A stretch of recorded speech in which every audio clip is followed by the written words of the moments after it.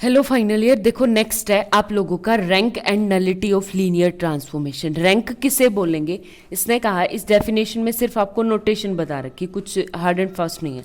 Then we define the dimension of R T, मतलब range set की जो dimension है उसको बोलेंगे रैंक, ठीक है। और उसको किससे डिनोट करेंगे, रो ऑफ टी से, ठीक है। तो यानी ये क्या आ जाएगा आपके पास, रैंक ऑफ टी प्लस, फिर इससे कहा डायमेंशन ऑफ नलिटी, नलिटी की डायमेंशंस को क्या बोलेंगे, म्यू टी। तो ये क्या आ जाएगा, nullity T equal to dimension of U. आगे बात समझ में। तो इससे एक तरह से पता है क्या है कि रैंक ऑफ टी का मतलब है कि जिनकी इमेजेस है वो, और नलिटी ऑफ, नलिटी मतलब जितने इमेजेस क्या बनाते हैं, जीरो बनाते हैं, तो उन सबको जब मैं ऐड कर दूंगी तो किसके इक्वल आ जाएंगे, यू के इक्वल आ जाएंगे, ठीक है। अब ये मुझे प्रूव करना है, सिल्वेस्टर लॉ है, मोस्ट इंपॉर्टेंट है कि इन दोनों की जो डायमेंशन है वो किसके इक्वल होती है, यू के इक्वल होती है, ठीक है। तो मैं क्या प्रूव करूंगी, सबसे पहले लेट कर लूंगी। लेट आपके पास है, late u1 u2 up to un जो है वो बेसिस है किसकी, नलिटी ऑफ टी की, ठीक है। तो डायमेंशन ऑफ n या dimension of nullity of T equal to किसके इक्वल आ गया, n के, ठीक है। ये चीज मान के चलेंगे कि n वेक्टर्स ऐसे हैं जिनकी इमेजेस क्या आती है, जीरो आती है। हो गया क्लियर। अब अगर इनकी इमेजेस जीरो आती तो मैं एक नया सेट बनाऊंगी s equal to u1 u2 up to un, और फिर इसकी बेसिस बढ़ा दूंगी, यानी un प्लस 1 un प्लस 2, इसको m मान लो, यानी m प्लस 1 m प्लस 2 और अप टू कहाँ तक, un तक। तो ये क्या है, s जो है वो s मेरी क्या है, बेसिस है किसकी, u ऑफ की, u की। तो डायमेंशन ऑफ u क्या हो जाएगी, यानी n प्लस m। होगा क्लियर। ये दो चीज, अगर ये बेसिस है तो इसका मतलब ये लीनियरली इंडिपेंडेंट है और अपना स्पेनिंग सेट बनाती, मतलब नलिटी को पूरा स्पेन ये करती।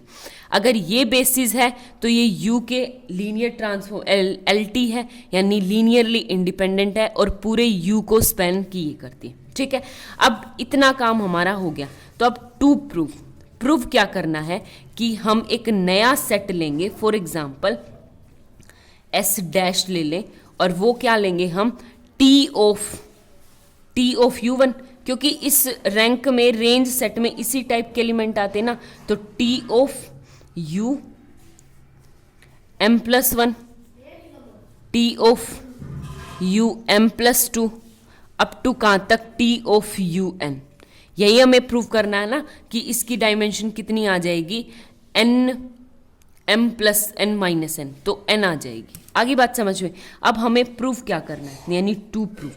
अब हमें क्या शो करना है, टू शो कि ये जो s डैश है, s dash is the basis of, I think ये थ्योरम इस टाइप की मैंने आपको पहले भी करवा रखी है, s dash is the basis of range set of T, ठीक है। ये प्रूफ करने रेंज सेट, और रेंज सेट में किस टाइप के एलिमेंट आते हैं, देखो ये है u, ये है v, नलिटी तो ये होती है नलिटी, और रेंज सेट आता है यहाँ। रेंज सेट में किस टाइप के एलिमेंट आएंगे, यानी t of u1, t of u2, t of v, something इस टाइप के एलिमेंट आते हैं, ठीक है।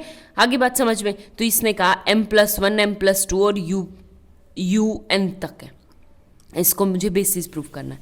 बेसिस प्रूफ करना है तो वही दो चीज़ कि आपको LI शो करना पड़ेगा और स्पेनिंग सेट प्रूफ करना पड़ेगा। तो मैं क्या करूँगी, सबसे पहले एक बात बताओ, सुनो, U उठाऊंगी मैं कैपिटल U से, और U की बेसिस क्या है, ठीक है।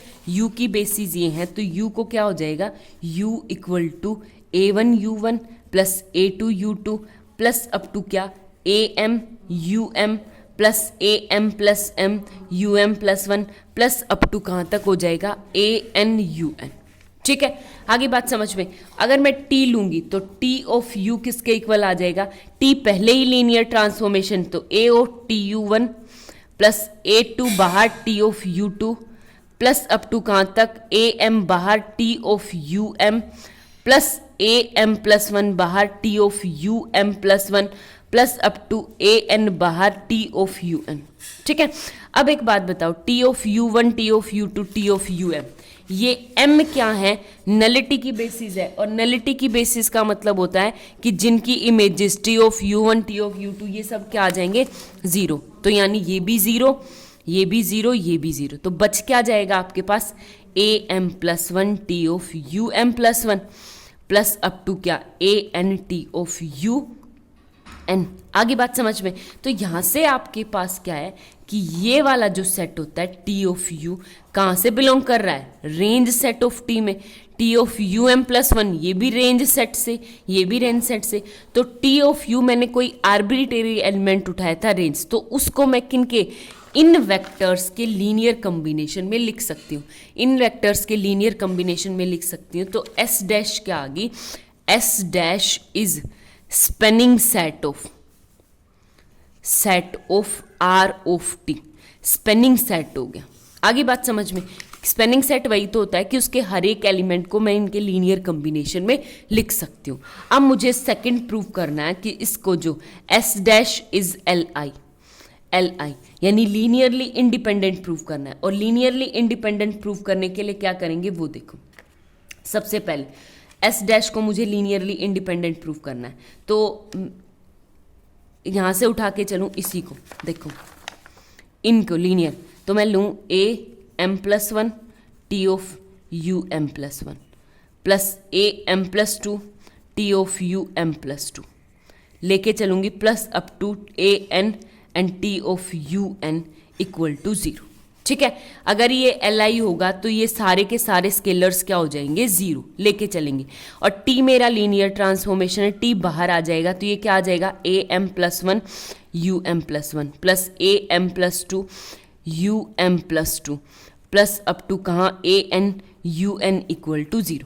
एक बात बताओ, इसके अंडर में इसकी इमेज क्या आ रही है? 0। अगर इसकी इमेज 0 आ रही है तो इसका मतलब ये वाला जो एलिमेंट है वो किस में चला जाएगा? नलिटी में।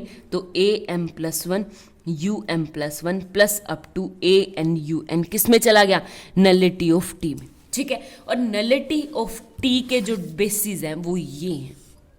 ठीक है, बेसिस मतलब उसको, उसके हर एक एलिमेंट को इन M वेक्टर्स की हेल्प से हम क्या कर सकते हैं? स्पेनिंग सेट बना सकते हैं। तो यहाँ से एक बात बताओ, मेरे पास क्या आ गई? यानी AM plus 1 UM plus 1 up to कहाँ तक AN UN इक्वल आ जाएगा किसके? यानी B1 U1 plus B2 U2 plus up to कहाँ तक BM UM तक। ठीक है, अब मैं इसको इस साइड ले आऊँ तो मेरे पास क्या आ गया? यहाँ पे ध्यान से देखोगे तो देखो minus B1 U1 plus minus B2 U2 plus up to कहाँ BM माइनस का एंड UM, और ये क्या आ जाएगा? Plus AM plus 1 and UM plus 1 plus up to कहाँ तक AN UN इक्वल टू 0। ठीक है, किसके इक्वल आ गया? 0।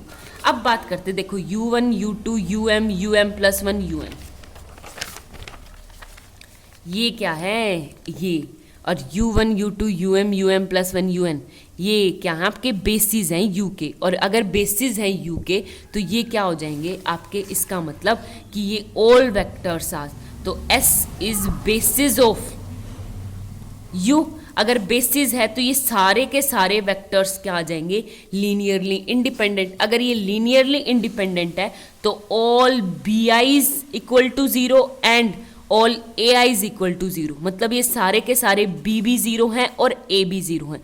तो A यानी आपके पास क्या आ गया? AM प्लस 1 भी 0, AM प्लस 2 अप टू कहाँ तक क्या? AN equal to 0। अगर ये सारे के सारे स्केलर्स क्या आ गए यहाँ से? 0। तो इसका मतलब देखो, लेके ऊपर से चले थे हमने, इन सारे स्केलर्स को 0 दिखा दिया, तो इसका मतलब ये क्या आ गया कि जो ये S डैश के वेक्टर से ये वाला वेक्टर, ये वाला वेक्टर, ये क्या आ जाएंगे आपके पास? Linearly independent. क्या हो गए? Hence S dash is linearly independent. अगर S लीनियरली डिपेंडेंट हो गया और स्पेनिंग सेट मैंने दिखा दिया, तो S डैश क्या आ जाएगी? Basis of range set of T।